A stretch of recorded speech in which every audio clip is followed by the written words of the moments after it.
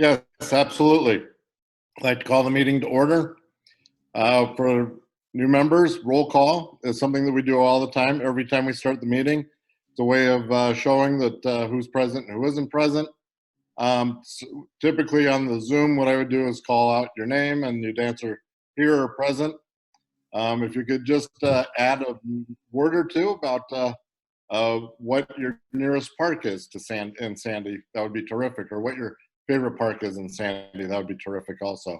So we'll start that off with Rachel. Here.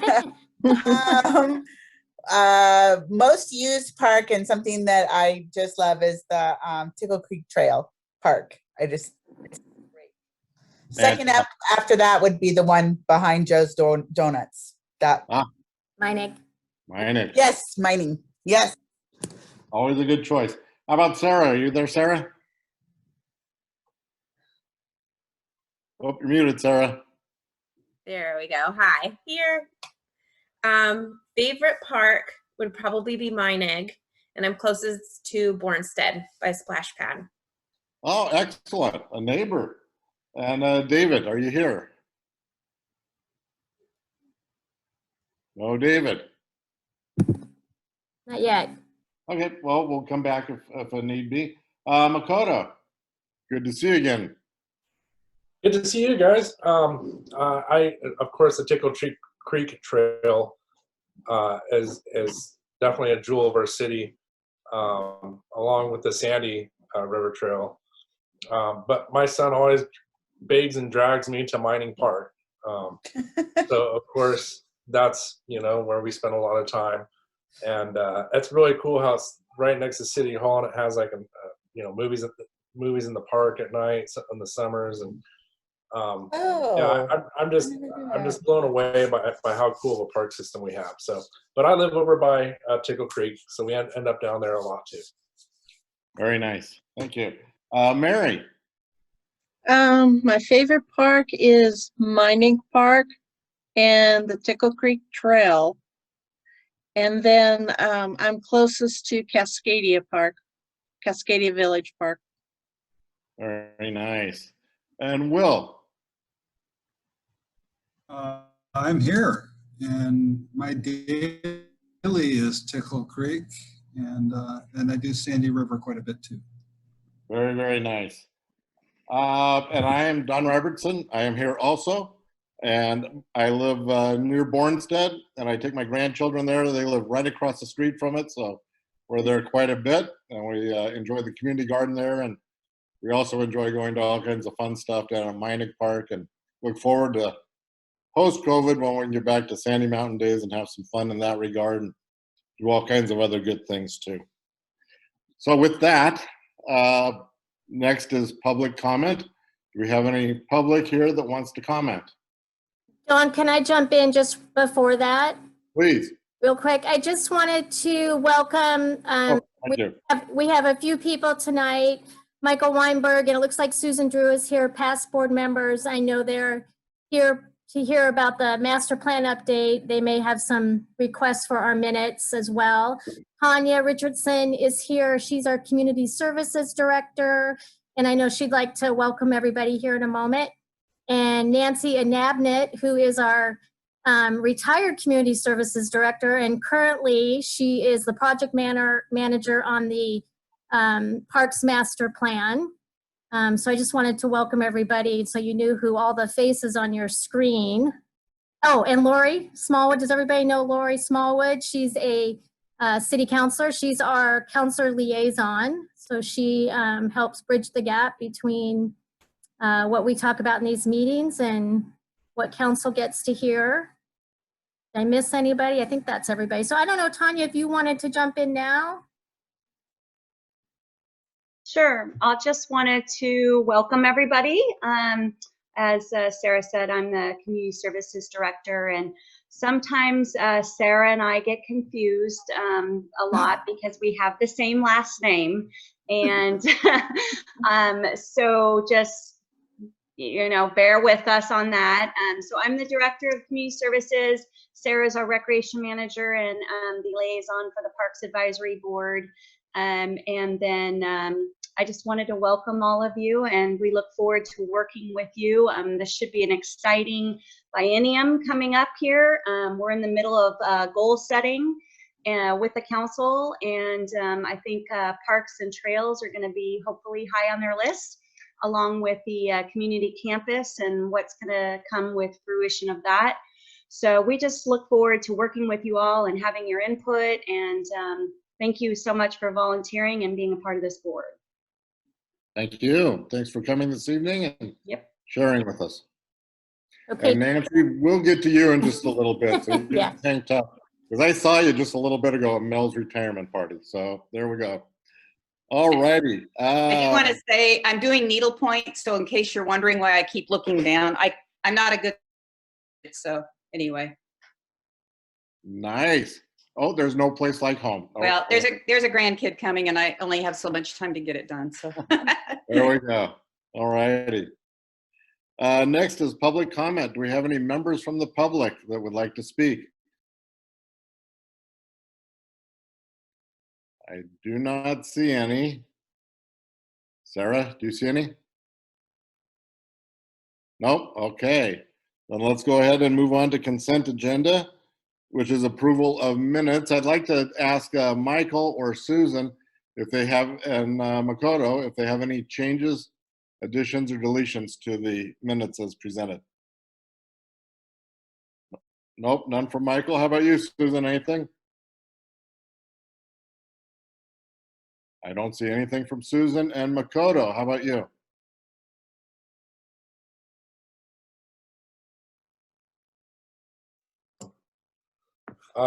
No, I don't see anything that verges from what was said. Yeah. Okay. In that case, I know this is a bit of always an awkward opportunity when we have new board members coming on who weren't at the last meeting, but with our former board members who have joined us tonight and have no changes to the meeting minutes, I do not either. I would entertain a motion for approval of the minutes.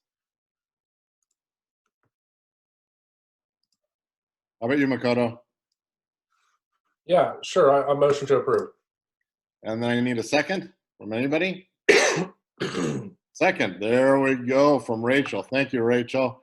All those in favor signify by saying or raising your hand. Aye. Aye. There we go. We are shooting fish in a barrel now. Okay, at this point on our agenda is changes to the agenda. This is an opportunity for anybody that wants to suggest any additions or deletions to the agenda. If you're a board member, not members of the public, of course, but board members, to offer any additions or deletions.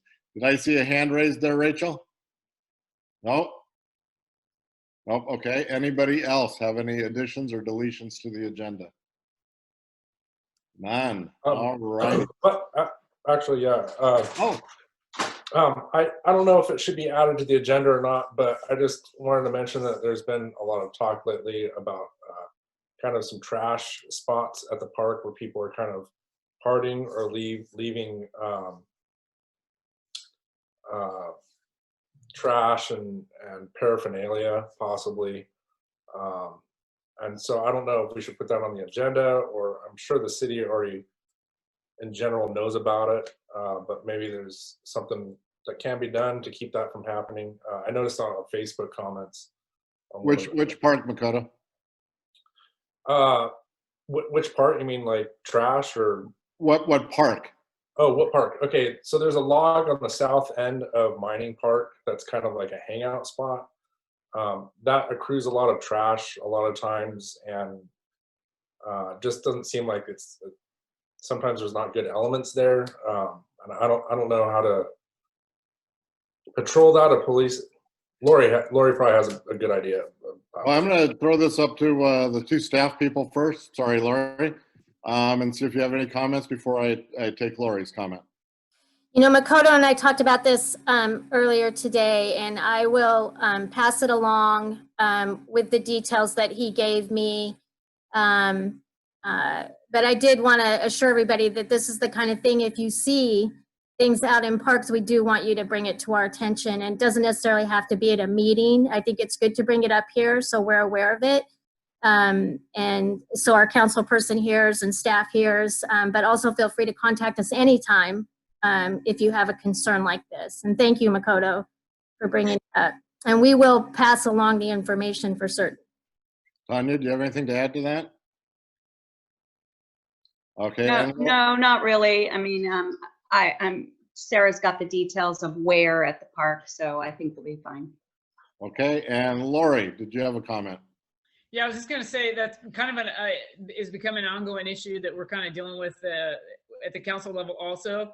So, you know, if you guys see any of that, Makoto, another good place to contact is code enforcement, because he can go check that out and we can get that taken care of. Of course, we have a no litter policy in the city and some various things. So there's some ways that we can address that creatively. But yeah, please let us know if and when you see that.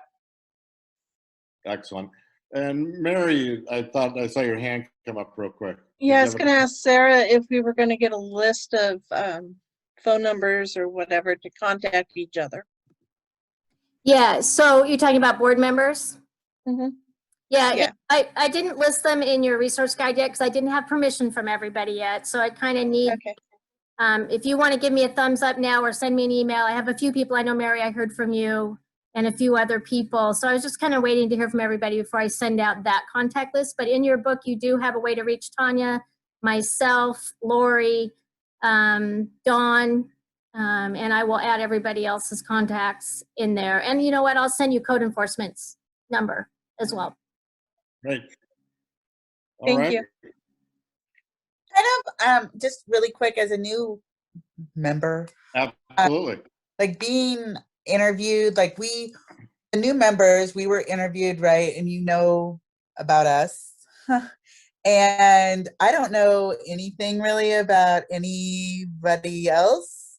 So even like knowing who you are, like a brief bio, like by your phone number and email, or, you know, I think that would be really, really helpful just to get to know one another and like where you stand in Sandy, like what you're doing. Are you, you know, I don't, just as a resource too, just background, it would be really helpful, I I think. think that's a great idea. And maybe we could all send Sarah a paragraph kind of outlining ourselves a little bit.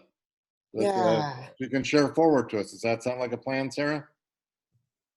Yes, that sounds like a plan. Absolutely. And I want to address Will's question in chat as well. Will, my bad. I normally do forward the agenda packet. You can find it on the city's website under public meeting information.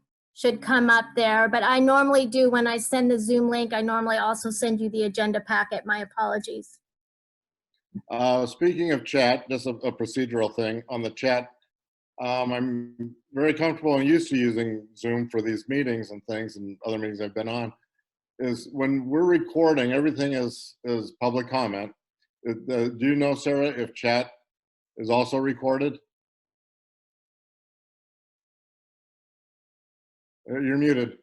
In Google it is. I don't know. I know you didn't ask me that question, but I know in Google it's definitely recorded. Okay. I believe it is, Dawn, but I'll confirm it. We want to confirm it. If it is, that's fantastic. If not, we because everything is public record, we can't use it if it's not, you know, recorded. So anyway, with that, next under new businesses, welcome to all you new folks. And I think we've covered that quite a bit extensively, unless we want to share a little bit more. But otherwise, I'd like to introduce Nancy Anabnett. Where'd you go, Nancy? I know you're here someplace. Oh, there you are. Nancy has been a long-time city employee and retired a couple years ago, and has been coming back to do a cameo appearance, leading the charge on the master plan for parks. Nancy's with us this evening to talk about where she's at, where we're at, I should say, in that process, and talk about where our next steps go. So Nancy, I turn it over to you. Okay, thanks, Don.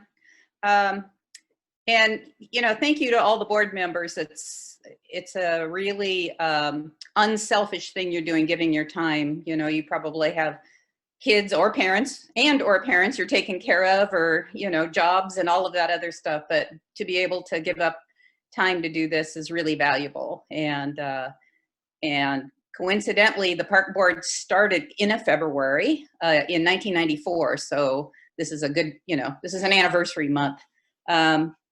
Anyway, so the first Parks Master Plan, I worked for the city for so long that I was around for the first Parks Master Plan, which was adopted in 1997. And at that time we had, it's a little controversial as to how many, but around 5 parks and I think maybe 20 acres. And so one of the first things the board did at that time was to realize we needed a plan for the future, because at the time, in 1997, when that plan was adopted, there were 5,000 people in Sandy. Now there are almost 12,000. So the handwriting was on the wall that the city was going to develop. And as it developed, we wanted the park system to develop along with it, because it's a lot harder to go back and tell people to tear their homes down because you want to put a park or a trail there than to try to get ahead of that train. So the first Parks Master Plan we were able to do with a grant. It was an economic development grant. It was some of the first lottery money that was spent. We did it for under $20,000. This one is more around the $125,000 mark, but we have a lot more parks and we're asking a lot more of the consultants. So what we will end up with is a plan that will show us where we want our parks and trail system to go out through 2035, which I thought, when I read that, I think, oh gosh, that's so far away. And then I realized that's like a 15-year plan. So Sarah sent you some information. I'm not sure how much of it you had time to look over, but what I would invite you to do is, if you do look it over and you have any questions, you're welcome to email me directly or call me if you want clarification. But I'm not going to go through every word of what Sarah sent you. I'll just go over sort of the 20,000 foot description. And then if you have questions today, I'd be happy to answer them. And like I say, if you think of something, feel free to contact me. So the plan is broken down into several phases. One is, you know, where we're at now. One is a visioning process of where we want to go. One is potential funding sources. And so there are more, but that's just general information. There are standards that are set by the state and federal standards for how many parks per 1,000 population we should have, and there are various categories of parks. That's all sort of spelled out in the information that Sarah gave you. So I would say the most important part, and Don has done master plans as well, so he's a really great resource if you have questions. But I would say that one of the most important things about having a master plan is that it gives you some leverage when you're working with developers. If you know that you're going to have a lot of houses going in, to be able to say, you know, you have this many houses, we need this much parkland to serve these people. And our city is somewhat unique in the way we fund our park system development, which it means how we plan for citizens and expansion of our parks. And then also we request a fee in lieu. So if someone doesn't give us land for a park, we collect money for that land, and we also collect money to develop that land. So it's a 2-phase system. So I would say the most important thing is having in that plan a list of where we think we need to go, how many neighborhood parks we need to develop, how many community parks, how many more mini parks, how many miles of trails. And then when we go to get funding from grant sources, primarily through the state, or if we ever decide to go out for a bond to develop, then we have very specific information as to where we want to go with our parks, and that there's been some thought put into locating them, the size of them, the kinds of facilities, et cetera. One of the things that Sarah sent you was the public information process we've done to date. We've done an open house where we had people come in and see where we've gone, where, you know, how we have grown over the years. And then we have done surveys, online and paper surveys. We've done a Spanish language survey. So we've done a lot of public input with this process. There was also a survey, gosh, I don't know, 2013, and then there was another one in 2018, and then the city council did one recently. So there's been a lot of surveys, a lot of soliciting of opinion from the public to try to really find out what people want. When we initiated when we adopted the first master plan, it seemed like such a far, you know, like so far off in the distance, we were never going to get to any of the goals that we set. And so what we used to do is every February, because that's the anniversary of when the park board started, we would come up, I would present a list of what our goals had been for the previous year. And then we would go through and check off what we'd actually accomplished. And almost always we just say, when did we do that? You know, or how did we do that? Because there were so many things that we actually had accomplished, but it seemed glacial, like, you know, oh my gosh, this took so long. But then, you know, at the end of a year, we'd actually done stuff. So it was pretty exciting to see that we made progress, even though, you know, you couldn't really see it day to day. It was almost like you kind of had to see it 1 year in the rearview mirror.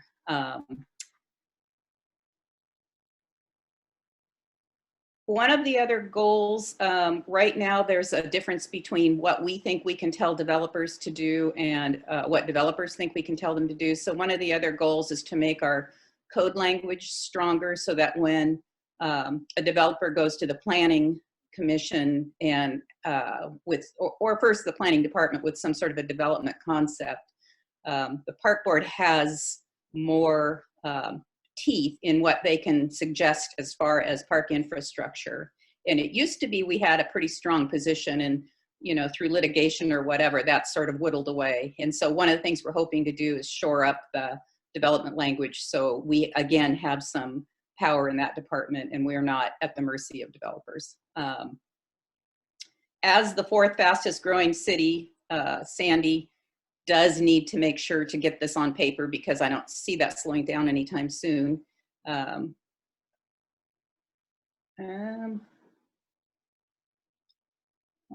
looking at my notes here, seeing if I had anything else I wanted to talk about.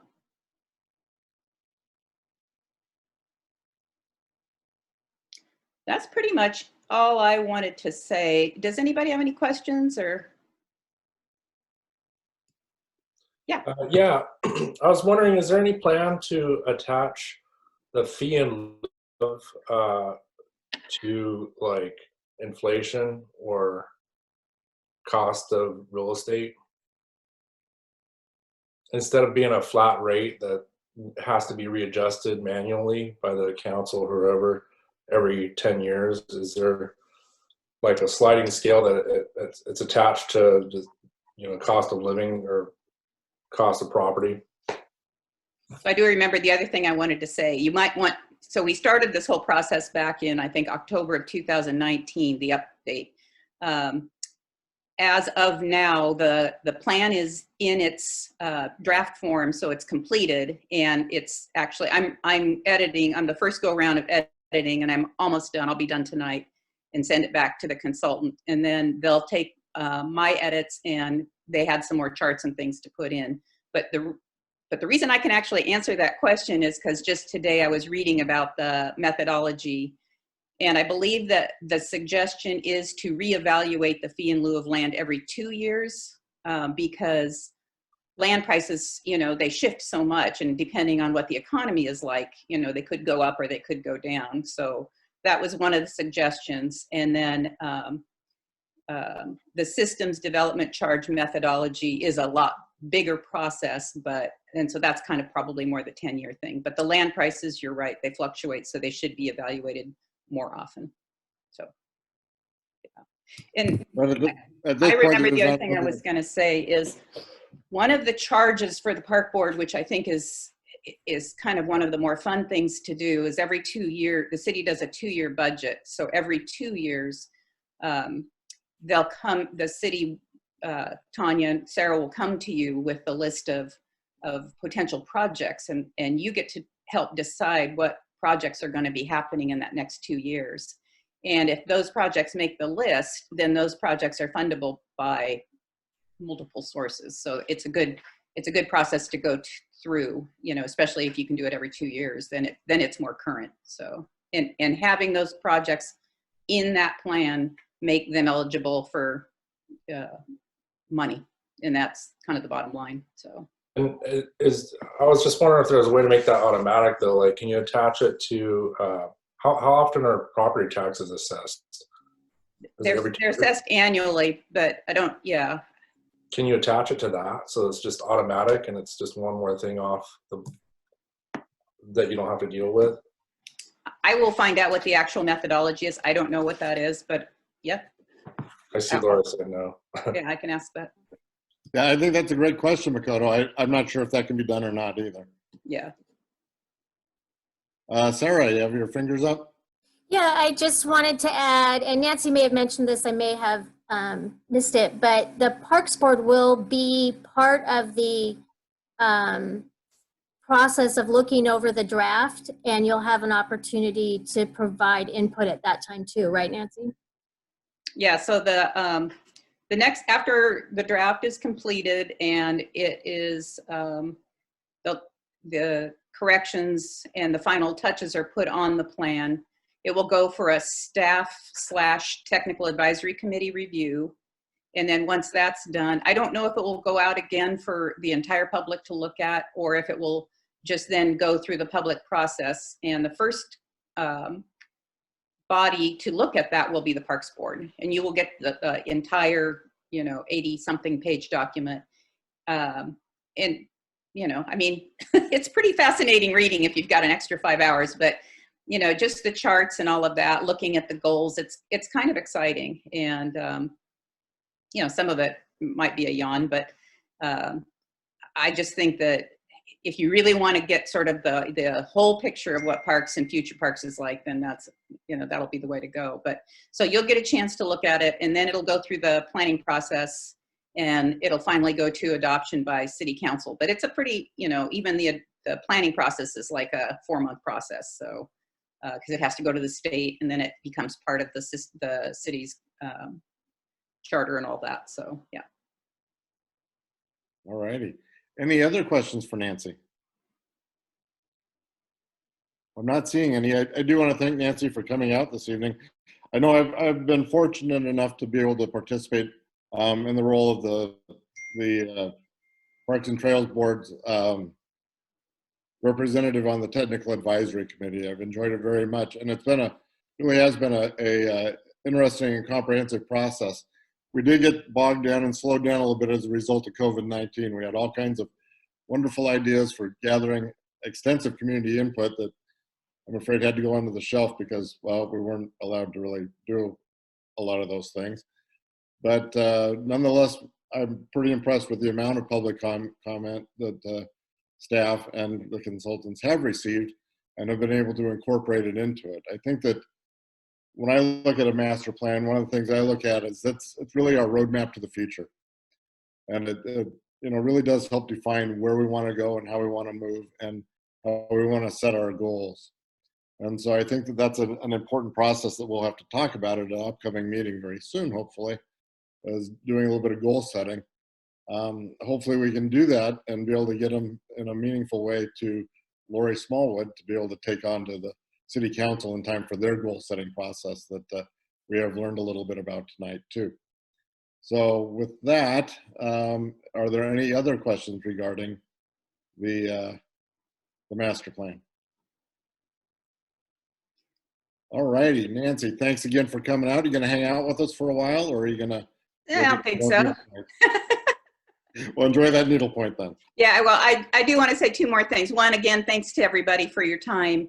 And, the park board in general, just the role that the park board plays in shaping those kind of nicer touches that we have in Sandy is so invaluable. I mean, hopefully the park board is still part of the pre-application process. So you almost get the first look at how a development's gonna play out. And when that happens, you know, in the past, the park board has had really, you know, quite a bit of influence. If they write a memo to the planning commission as far as what they want to see, they don't always go with the suggestion, but even, you know, even though the park board is an advisory board and not a full legal commission, I think I don't want to underestimate, and I don't want you to undervalue the position that you have and the ability that you have to shape the way the community is going to grow in the next several years. So again, thanks, and I'll see you. And again, if Sarah can pass on my contact info if you have any questions. So, okay. Thanks. Thank you, Nancy. Thanks, Nancy. See ya. With that, we'll move on to 6.3, the resource guide review. I want to, before Sarah takes off on this topic, I really want to thank Sarah. Oh, Mike, did you have a question? I saw your hand up there. Oh, Are you going Mike. by? Great seeing you again, Mike. Anyway, as I was saying, I really want to thank Sarah for putting this document together that she dropped off on our porches like the Easter Bunny. I very much appreciate it. I've had the opportunity to go through it and look through it. I have not done my Parks and Rec word find yet, but I'm sure I will get to that at some point in time. But I really enjoyed the opportunity to take a look at it and see it. It was nice. When I first came on board, oh, so long ago, of like a year ago or 2 years ago or a year and a half ago, we didn't have this to help guide us. And it's just a real nice resource. And I just, you know, appreciate her taking the time and effort. So with that, I will turn it over to Sarah. Thank you, Dawn. And I should have done this at the beginning of the meeting, but I was telling Mary, she and I were online for a while before everybody else, that you know, back to Rachel's point of people's bios, I think that Don, in his background and experience, has more years than the city staff that is involved in parks put together. And I wouldn't. So now you're just calling me old.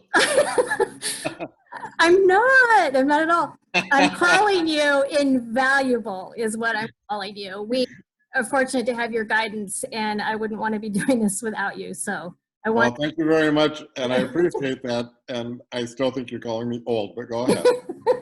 Oh, okay. Sorry about that, Dawn. You're not old. You're invaluable, as I said. Okay, so I'm not going to spend a lot of time going through this. I just wanted to point out a couple key things, and I wanted to be sure everybody knew that this is not something that you need to absorb all at once or over the next month or anything like that. It's really meant to be a resource guide that you can refer to as things pop up in our agenda. And to be honest, you know, what guided me was what I wish I had had when I started as the staff liaison for the board. I've learned a lot over the last year and a half, 2 years, and I just wanted to give you a little head start on that. So don't worry about, like I say, taking it all in all at once. But I wanted to point out a couple things. I will probably send you a new contact page once I have that permission from everybody. The meeting times and day is something that can be adjusted. If we find that this is not the best night to meet, you know, please give me some feedback on that, because we, you know, if it affected enough people, we have the ability to adjust that. And on occasion, something will come up and we will change the date. We try to do that way in advance, try to look ahead to holidays and things of that nature. And sometimes we don't meet, you know, like if in December, it's a busy month and we don't have a lot in the agenda, we don't necessarily have to meet. But lately we've been really busy. So right now I would anticipate that we'll be meeting every month. But just keep me posted as to your schedule. You know, if you have conflicts, let me know and we'll keep fine tuning that. In the first section is just sample reports that you're going to see as board members, and you're also going to help craft as board members. And I put the first one in there is the pesticide policy that is going to be going to council pretty soon, if not in March, probably in April. And that is the result of a couple years of work on the part of the board. There were Michael and Susan and other board members that were bringing it to our attention, and also some residents who came to speak about their concerns on a couple issues related to the city's use of pesticide, and primarily signage and letting the public know when and where things were being sprayed in an adequate fashion. So the board worked hard on that, and eventually there was a staff report, and then there was a draft policy that went back and forth to 2 or 3 meetings until I understood that a herbicide is a pesticide and that I had to change the language. That's going to haunt me forever. And but things like that, you know, a lot of little tweaks went back and forth, and the policy is now in draft form, and it will be going to council. And then the second report you see in the book is the report that's actually going to go to council. So I just wanted you to see that kind of from beginning to end, what the process can look like and the kind of information that you're going to get as a board member, and ways in which you'll also be helping to steer policy and other issues related to parks and trails. Terminology, I think that speaks for itself. Just some things that, you know, may come up. As an example, I had no idea what the fish overlay was when I first started on the Parks Board. So I wanted to include things like that for board members. Hi, David. And I've been here for a minute, but my camera's been blocked out. okay, all right. All right, very good. I had a work emergency that happened right at the beginning of the meeting, and I had to take care of that really quick.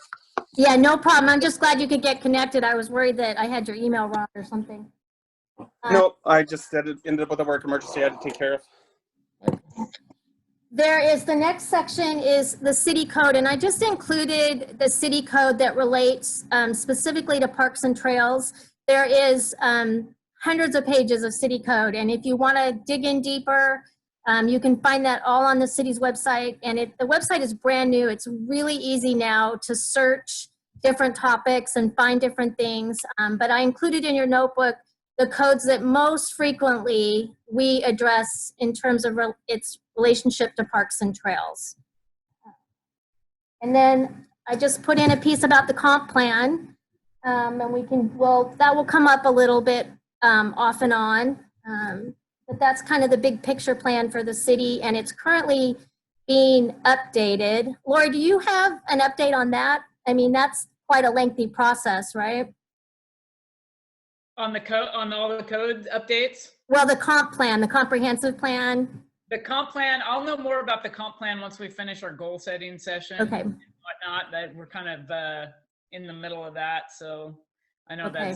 that's on the agenda, but I don't have any real new news about that right Okay. now. And I know you mentioned codes. I think we're going to be looking at codes this year as well and trying to update those. So Yeah, that's a good point. You know, where there have been some, you know, in the last couple years, some things in our code related to parks and trails that need to be strengthened. And it's kind of come to the forefront. So those, as part of even the master plan process, that is being discussed. Don, you wanted to weigh in, I know. I saw you.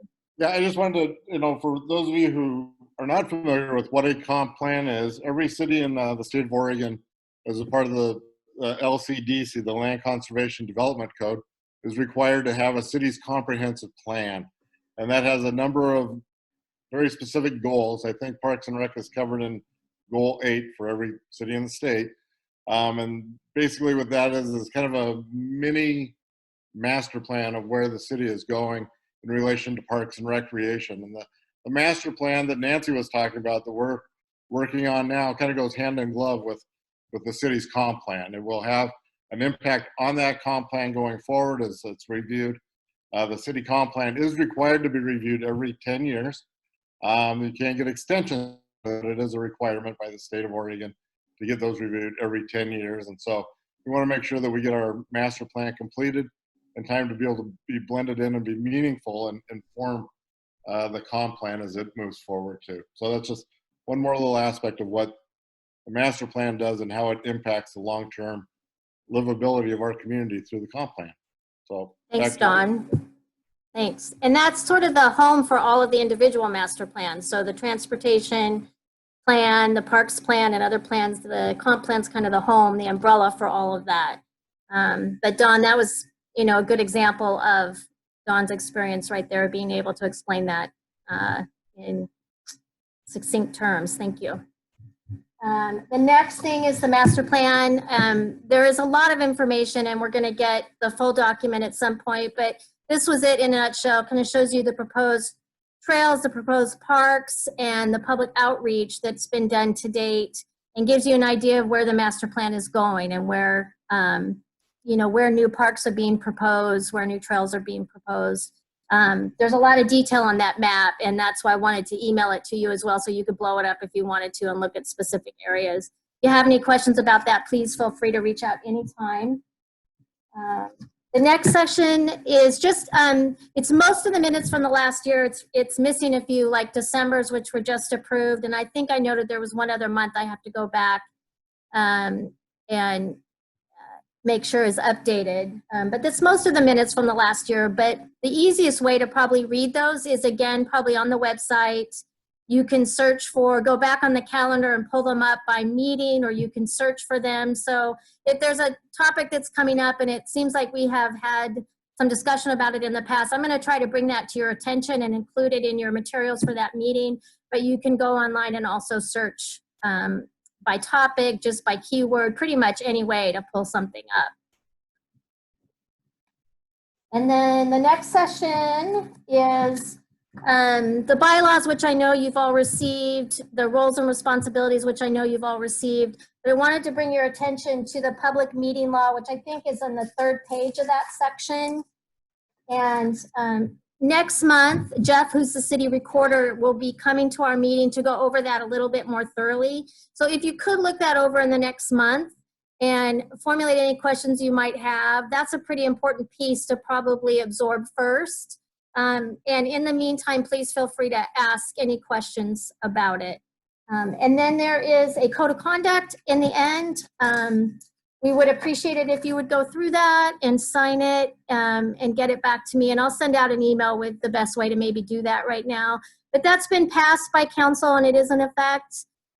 So when you get a chance to look through that, we'd appreciate that as well. So that's just in a nutshell. Dawn, do you want to add anything, or Tanya, anything to? Go ahead, Dawn. I'll let Tanya go first. Okay. I think the only thing was you skipped over a little bit the budget. Oh, thank you. So there is the budget section in there, Yeah. and we're in the middle of the biennium right now, and so we are just getting ready to get our budget going for the next biennium, which starts in July. So Tyler was able to pull some of this stuff together for us and gives you kind of an idea, but we're looking to, get the budget going for the next biennium soon. Great. Yeah, and there's, sorry, Dawn. I was going to ask, Tanya, are you the one that actually does the budget for the department? So it's been mostly, last biennium, there was input with Kelly with with planning. Right. So that is a question that's not quite clear yet, but I believe that I will be involved with it along with Kelly. Excellent. Thank you. Yep. And in that section, there's some good information about SDCs and fee and lieu, and a good description of what they can and can't pay for, and where those fees come from, and what currently we have in those fees for the city right now, what the totals are. I just want to go back to one thing on the master plan. Okay. One thing I want to point out, if you're like me, take a look at a map and first thing you want to do is find your house, right? And in the unlikely event that you find your home and there's a little tree symbol on it which says future park, do not panic. On these documents, we did not call out site specific. If we were to identify an individual lot as something for a future park, then we greatly impact the value of that property. Either we devalue it because nobody will want to buy it, or we'll increase the value because, hey, cities always have deep pockets, right? So those little tree symbols symbolize the areas that we are looking for parkland in, not the specific lot that it happens to land on there. That's just a coincidental situation. And typically the consultants will try and do those big enough so it will encompass several different, and maybe they'll put a little planting area around it so that people don't think, oh my gosh, my home's been condemned. Not the case. So anyway, with that, I just didn't want to create any more angst than we needed there.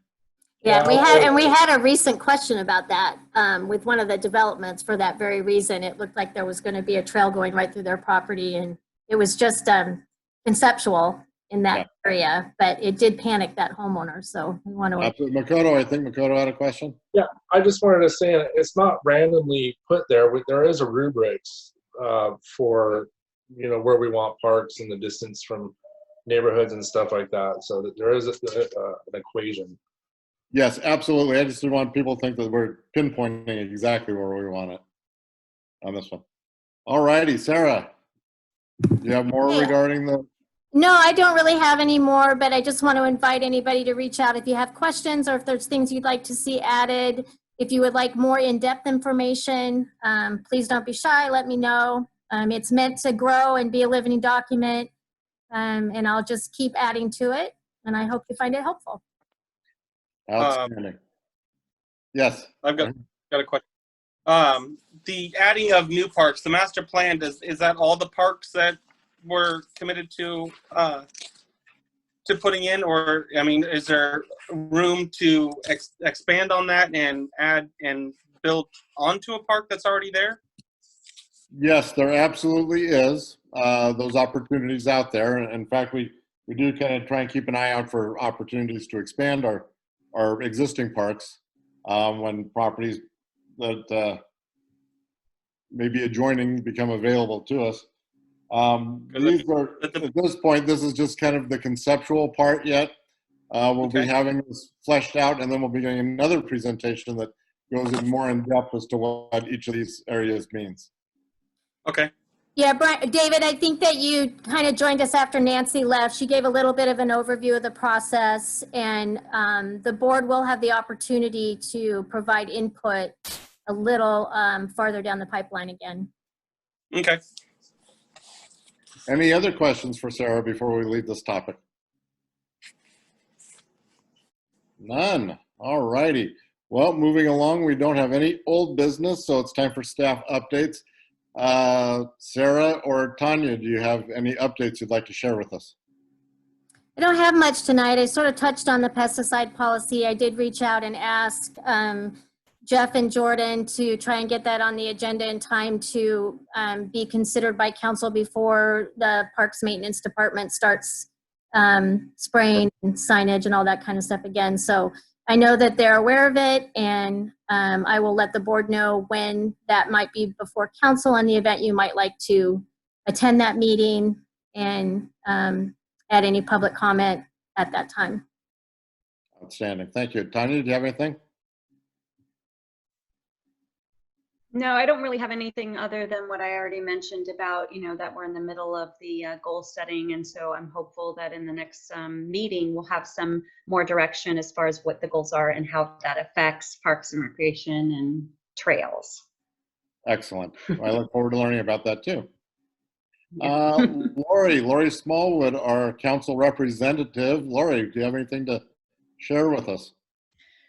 No, I'm excited to see some new faces. I think it's going to be good. The previous park board, the people that were on it, had a lot of years of experience and a lot of time invested. I'm kind of happy to see all of you guys when you interviewed. You each represent what I think is a different segment of our public and our population out here. So I'm kind of excited to see how that affects the Parks Board. Each of you have different areas that you want to see, and so that's kind of exciting. You are going to see some one thing of note that might play into parks at some point. Some of you may be aware that we approved a grant process for our restaurants to create outdoor structures that are adjacent to their buildings. They will be roofed structures. And there had been some interest previously about doing some structures at parks, and so maybe we'll see some different ideas out there that we could utilize in our parks down the road. So something to think about. That's all I got. Thanks, Don. Thank you, Larry. All righty. Well, tonight's kind of a shorter meeting. We had planned originally having a developer representative with us tonight to talk about some upcoming plans, but it proved to be a little premature from where they were. So we are a little lucky to be able to wrap up a little bit earlier tonight. Does anybody have anything for the good of the order? Nothing? All righty. Well, with that, David, one of the other things that you missed is we talked about wanting to get to know each other a little bit better. I think Rachel had suggested that we put together little mini biographies of ourselves and send them to Sarah, who can disperse those out. So I guess our homework assignment between now and say next week sometime is if you could all send a little paragraph, just talking a little bit about where you're coming from, what your interests are in parks and recreation, and how you want to help make a difference. That would be terrific. So, Sarah? Yes, ma'am. I'll work on that. Oh, sorry. And if you haven't yet sent me a picture, if you could try to do that in the next week too, that would be great. I keep trying. Cameras keep breaking.